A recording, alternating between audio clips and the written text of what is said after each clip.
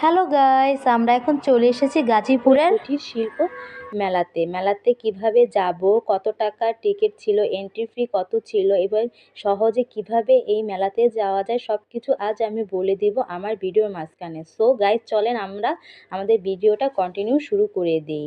ফার্স্টে আমি একটা ব্যানের দোকানে গেলাম, যেখানে তুমি যেটাই নেবে 30 টাকা, যেটাই ধরো 30 টাকা। 30 টাকা দামে অনেক ভালো ভালো জিনিস আমি এখানে পেয়ে গিয়েছিলাম। হেয়ার ব্যান্ড, নেল পালিশ, কানের দুল, গলার সেট, যেটাই নেবে 30 টাকা। আমার কাছে খুবই ভালো লেগেছে। বিশেষ করে এই দোকানের নেল পালিশগুলো অনেক ভালো ছিল আর হেয়ার ব্যান্ডগুলো অনেক ভালো ছিল। সাথে ছিল অনেক সুন্দর সুন্দর কানের দুল, যেটাই নেবে তুমি 30 টাকা। আমার কাছে সব কিছুই ভালো লেগেছে। সাথে আরও অনেক সুন্দর সুন্দর অনেক ধরনের রঙের পুতুল ছিল। এই পুতুলগুলো 30 টাকা, যা আমার কখনই বিশ্বাসই হচ্ছিল না 30 টাকা দামের এত সুন্দর পুতুল এখানে বিক্রি করে। হেয়ার ব্যান্ডগুলোও ছিল অনেক ভালো। অবশেষে চলে গেলাম একটি ঝালমুড়ির দোকানে, গিয়ে দেখলাম সেখানে বিরাট বড় একটা সিরিয়াল।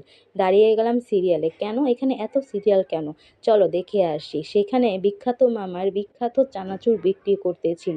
মামার চানাচুর দেওয়ার স্টাইলটা আমার সব থেকে বেশি ভালো লেগেছে। সাথে যে একটা টক ছিল, সেটার কথা নাই বললাম, সেই টকটা অসাধারণ ছিল, টেস্টটা অসাধারণ ছিল। এই জন্যই মামার দোকানে এত সিরিয়াল, সবাই সিরিয়াল ধরে ঝালমুড়ি খেতে দাঁড়িয়ে পড়লো। তারপর চলে গেলাম একটি কফি শপে, যেখানে কফি না খেলে তো আমার হবে না। অনেকক্ষণ বকবক করেছি, তার জন্য বসে পড়লাম কফি খেতে।